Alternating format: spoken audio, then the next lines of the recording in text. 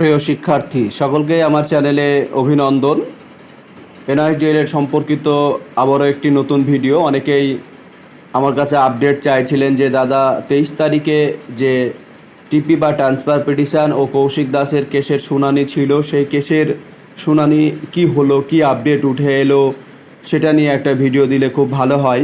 তবে আপনাদের জন্য বলি যে আমি কালকেই ভিডিও দিতাম, তবে এনআইডিএলের যে আপডেট, সেই আপডেটটা দেখার পর সত্যি মনের অবস্থা খুব একটা ভালো নেই, সেই কারণে ভিডিও আপনাদের প্রোভাইড করতে পারিনি।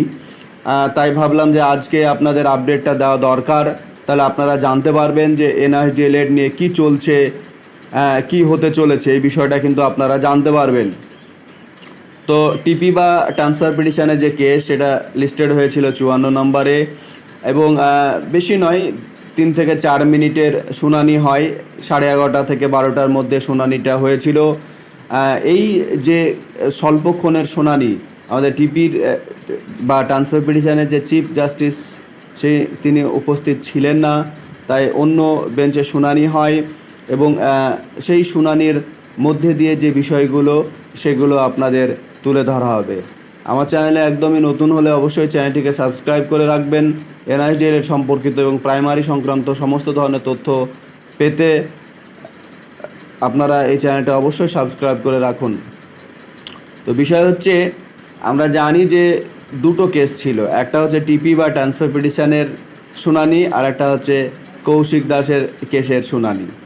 এখানে যে বিষয়টা, যে নিজেদের মধ্যেই সমস্যা তৈরি হয়ে গেছে, মানে কৌশিক দাসের সাথে আমাদের যে টিপি বা ট্রান্সফার পিটিশনের যে কেস রয়েছে, সেই কেসের অন্তর্দ্বন্দ্ব শুরু হয়ে গেছে। এবার নিজেদের মধ্যেই যদি এই সমস্যা দেখা যায়, তাহলে কি করে হবে? তাহলে কি এনআইডিএলের শিক্ষার্থীরা এগোবে? বাকিরা তো হাসবে যে নিজেদের মধ্যে এক ধরনের গৃহযুদ্ধ শুরু হয়ে গেছে।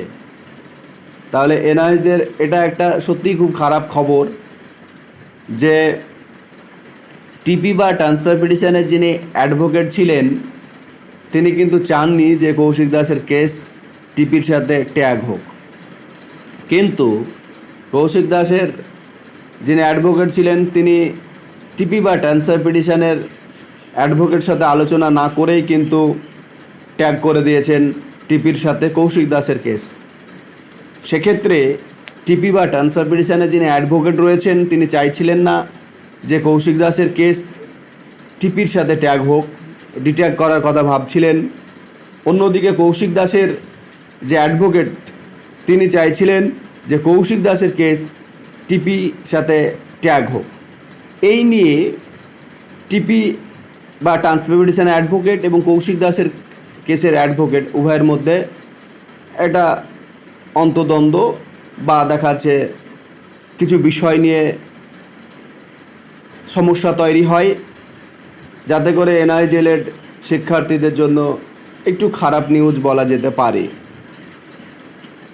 তো পরবর্তীতে এই ধরনের অন্তর্দ্বন্দ্বের কারণে, নিজেদের মধ্যে সমস্যার কারণে কি হয়, কেসটি বা এই বিষয়টাকে আপার যে বেঞ্চ রয়েছে, সেই বেঞ্চে পাঠিয়ে দেওয়া হয় এবং বলা হয় যে সেখানেই শুনানি হবে এবং সেই শুনানির মধ্যে দিয়েই বোঝা যাবে যে কেসটা ডিট্যাগ হবে না ট্যাগ হবে।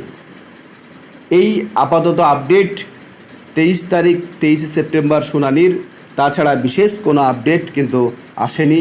নিজেদের মধ্যে সমস্যা তৈরি হয়েছে, সেই সমস্যা সমাধান করতে আপার বেঞ্চে শুনানি হবে। এখন দেখা যাক কি হচ্ছে। তো যাই হোক, পরবর্তীতে কোনো ধরনের আপডেট এলে অবশ্যই আপনাদের জানানো হবে। তবে এনআইডিএল ভ্যালিড হতে একটা সুদূর প্রসারী এবং লেন্দি প্রসেসিং শুরু হয়ে গেছে। এখন বলা খুব কঠিন যে কতদিনের মধ্যে এই প্রসিডিওর কমপ্লিট হবে। তাই শিক্ষার্থীরা যথেষ্ট ভাবনা চিন্তার মধ্যে, আমিও ভাবনা চিন্তার মধ্যে রয়েছি। সকলে ভালো থাকবেন।